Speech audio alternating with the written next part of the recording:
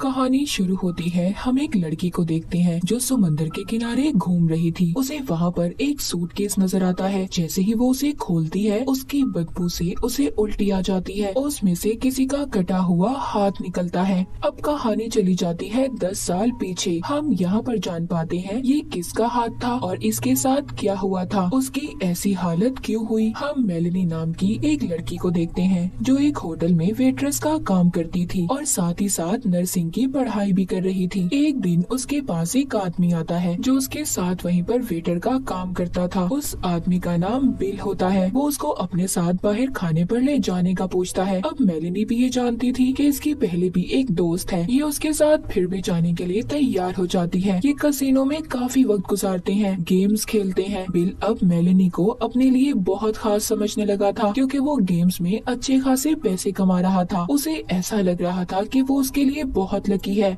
और अब आहिस्ता आहिस्ता मेलेनी को भी बिल से प्यार होने लगा था। जब इस बारे में वो अपनी दोस्त को बताती है तो वो कहती है बिल बिल्कुल अच्छा नहीं है, उसकी तो पहले भी शादी हो चुकी है और वो तो बस ऐसे ही हर किसी को अपनी बातों में लगाता है। Great, and we both know you don't know how to pick 'em. पर मेलेनी कुछ भी समझने के लिए तैयार नहीं थी। कहती है मैं उसे बदल दूंगी, मेरे प्यार से वो बदल जाएगा। अब इसी तरह वक्त तेजी से गुजरने लगा था। बिल और मेलेनी दोनों एक ही घर में रहने लगते हैं। पर तभी एक दिन एक औरत मेलेनी के पास आती है। ये कोई और नहीं बल्कि बिल की बीवी थी। वो उससे कहती है मेरा हस्बैंड बिल्कुल अच्छा इंसान नहीं है, वो ऐसे ही हर लड़की को अपने प्यार में फंसाकर उनके साथ धोखा करता है। पर मेलेनी उसकी कोई भी बात मानने के लिए तैयार नहीं थी। तभी उधर बिल भी आ जाता है। ये दोनों उस औरत को वहाँ से जाने का कहते हैं क्योंकि कुछ दिन के बाद ये दोनों शादी करने वाले थे। अब इसी तरह 5 साल गुजर जाते हैं जहाँ अब इन दोनों के 2 बच्चे थे। मेलेनी एक बहुत ही अच्छे हॉस्पिटल में नर्स और बिल यूनिवर्सिटी में टीचर था। दोनों की जिंदगी बहुत ही ज्यादा अच्छी जा रही थी। पर मेलेनी को अपना घर बदलना था, पर वो तो तब हो पाता जब दोनों के पास पैसे होते। बिल ने अपनी रूटीन को अभी भी नहीं छोड़ा था। वो अब भी कसिनो में जाकर गेम्स खेलता था।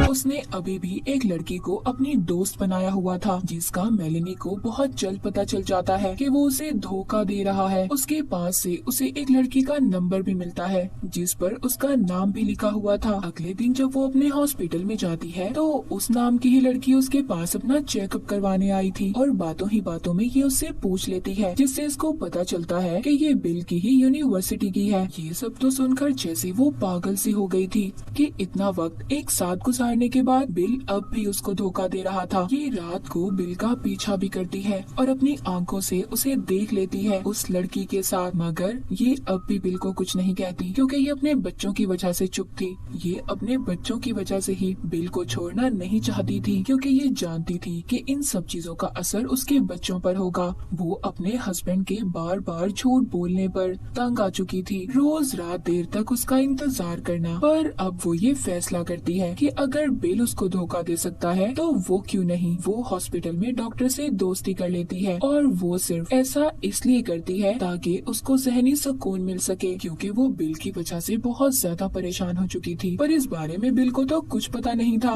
वो कसिनो के गेम्स के चक्कर में इतना पागल हो गया था, वो गुंडों से पैसे उधार लेकर खेलने जाता था इस उम्मीद के साथ कि वो कभी न कभी सारा पैसा जीत लेगा। पर ऐसा कभी नहीं होता। उस पर इतना ज्यादा कर्ज हो चुका था कि वो अपने बच्चों की फीस तक जमा नहीं करवाता था। वो पैसे तक वो कसिनो में लगा देता था। वो हफ्तों हफ्तों तक गायब रहता था और जब मेलेनी उसको फोन करती तो वो उसका फोन तक नहीं उठाता था। उनका रिश्ता बस टूटने ही वाला था। पर वो बिल को डाइवोर्स देना नहीं चाहती थी क्योंकि बचपन में भी उसके साथ ये सब हुआ था। उसके डैड की मौत के बाद उसकी मॉम ने दूसरी शादी कर ली थी पर उसको वैसा प्यार नहीं मिल सका जैसा उसे उसके सगे डैड से मिलता और यही सब वो अपने बच्चों के साथ होने देना नहीं चाहती थी। अब इसी तरह देखते देखते 4 साल और गुजर जाते हैं। उनको उनका दूसरा घर भी अब मिलने वाला था। पर ऐसा कैसे हो पाता, उसके लिए तो इन्हें पैसे चाहिए थे और बिल के पास कोई पैसा नहीं था। वो अपनी अय्याशी की जिंदगी में मगन था। एक दिन मेलेनी उस लड़की का मैसेज पढ़ती है जो बिल की दोस्त थी, जो उसके साथ उसकी यूनिवर्सिटी में भी थी। वो उसको अपने पास बुला रही थी। जब भी उसका पीछा करती है तो बिल उस लड़की को लेकर जाने ही वाला था पर ये पार्किंग एरिया से गाड़ी को दूसरी साइड पर खड़ा कर देती है क्योंकि गाड़ी की दूसरी चाबी मेलेनी के पास थी। अब जब बिल घर आता है तो उसको बहुत गुस्सा आता है क्योंकि वो जानता था कि ये काम मेलेनी ने किया है। वो उस पर चिल्लाता है, उसे मारने भी वाला था। Damn car! पर ऐसा नहीं करता। मेलेनी उसके ऐसे रवैये से बहुत ज्यादा तंग आ चुकी थी। अब एक दिन जिस हॉस्पिटल में वो काम करती थी वहाँ से डॉक्टर के पेपर्स चुराती है जिस पर उनके साइन थे और उनकी नकल करने लगती है। अब ऐसा क्यों था और क्या चल रहा था उसके दिमाग में कोई नहीं जानता था। अब वो एक रात बहुत प्यारी तैयार होती है अपने नए घर की खुशी में बिल के साथ बहुत अच्छा वक्त गुजारती है इस उम्मीद के साथ कि उनकी जिंदगी बदलने वाली है। पर ऐसा कुछ नहीं होता। अब कहानी को हमें वहीं से दिखाया जाता है जहाँ से शुरू हुई थी। वो सूटकेस जो उस लड़की को मिला था, जब वो पुलिस को बुलाती है तो यहाँ पर पता चलता है इससे पहले भी पुलिस को ऐसे ही 2 सूटकेस मिले थे जिनमें एक ही इंसान के अलग अलग जिस्म के हिस्से मौजूद थे। अब आखिरी सूटकेस में बिल का जब सर मिलता है तो पुलिस को पता चल जाता है कि ये बिल की लाश थी। जी हाँ, उस सूटकेस में बिल की लाश थी, वो मर चुका था। पुलिस अब मेलेनी के पास जाती है जो अपने मॉम डैड के घर पर रह रही थी। जब इसको पता चलता है कि बिल मर चुका है और वो भी इतने बुरे तरीके से किसी ने मार दिया तो वो तो जैसे पागल सी हो जाती है। From the water?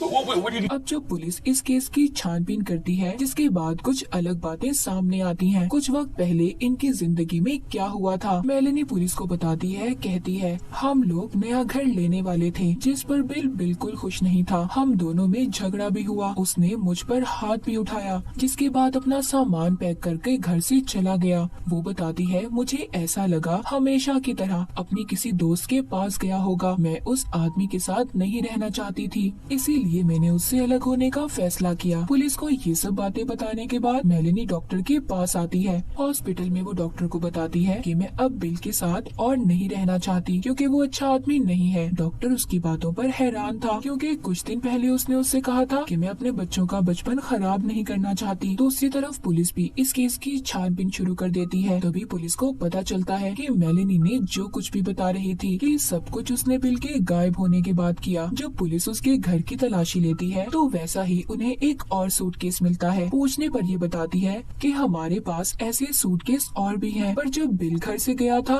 तो वो बिल्कुल ऐसे ही सूटकेस के अंदर कपड़े लेकर गया था। अब पुलिस को भी ये पता चलता है कि कुछ दिन पहले मेलेनी ने एक गन को भी खरीदा था। वो गन तो पुलिस को इसके घर से नहीं मिलती, पर पूछताछ करने पर पता चलता है उस गन में जो गोलियां थी वैसे ही गोली बिल की लाश में से मिली थी। मतलब इसी गन से उसको मारा गया था। इस पर मेलेनी ये कहती है कि जाते वक्त वो अपनी सारी चीजें साथ लेकर गया था और क्या पता ये गन भी ले गया हो और उसी की गन से किसी ने उसे मारा हो। पुलिस जब घर को चेक करती है तब भी उन्हें घर से कोई निशान कुछ नहीं मिलता, पर उन्हें ये भी पता चल गया था कि बिल के गायब होने से 2 दिन पहले ही मेलेनी ने उस गन को खरीदा था। जिस पर वो उन्हें बताती है कि बिल ने ही मुझे इस गन को खरीदने का कहा था। जब पुलिस को बिल की गुमशुदा गाड़ी मिलती है जिसमें उसके खून के निशान थे, मेलेनी पुलिस को ये कहती है कि हो सकता है किसी गुंडे ने बिल को मार दिया हो। वो अक्सर पैसे उधार लेता था पर पुलिस को ऐसा नहीं लगता। वो कहते हैं कि पैसों के पीछे कोई किसी को इतनी बेरहमी से क्यों मारेगा, और फिर लाश को भी तो छुपाने की कोशिश की गई है। ये किसी ऐसे इंसान का काम है जो बिल से बहुत ज्यादा नफरत करता था और उसके दिल में उसके लिए बेइंतहा गुस्सा था।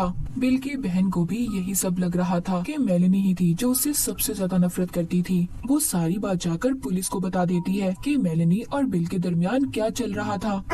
Damn car! अब पुलिस का शक और ज्यादा पक्का हो जाता है, पर उनके पास अभी भी कोई सबूत नहीं था। जिसके बाद वो मेलेनी पर नजर रखना शुरू कर देते हैं और आखिरकार 2 महीनों बाद पुलिस को आहिस्ता आहिस्ता सब कुछ पता चलने लगा था। उन्हें पता चलता है कि बिल के मरने से पहले मेलेनी ने एक दवाई को ऑर्डर पर मंगवाया था, पर उनको साथ ही साथ छानबीन से ये भी पता चलता है और उसने डॉक्टर के नकली साइन किए थे क्योंकि ये ऐसी खतरनाक दवाई थी कि डॉक्टर के साइन के बगैर इसे कोई नहीं देता था। और ये सबूतों को इकट्ठा करके पुलिस एक कहानी बनाती है कि उस रात आखिर हुआ क्या था। यहाँ पर हमें पता चलता है उस रात उनमें कोई झगड़ा नहीं हुआ था। उस दवाई को उसने बिल की शराब में मिलाकर पिला दिया जिससे वो बेहोश हो गया और सुबह बच्चों को स्कूल भेजकर उसने अपने ही घर में उसका खून कर दिया और बाथरूम में ले जाकर उसकी लाश के टुकड़े कर सूटकेस में भर दिया ताकि लाश को उठाने और ले जाने में आसानी हो। जिसके बाद उसने लाश को गाड़ी में ले जाकर समंदर में फेंक दिया और खुद उस गाड़ी को छोड़कर दोबारा घर आ गई।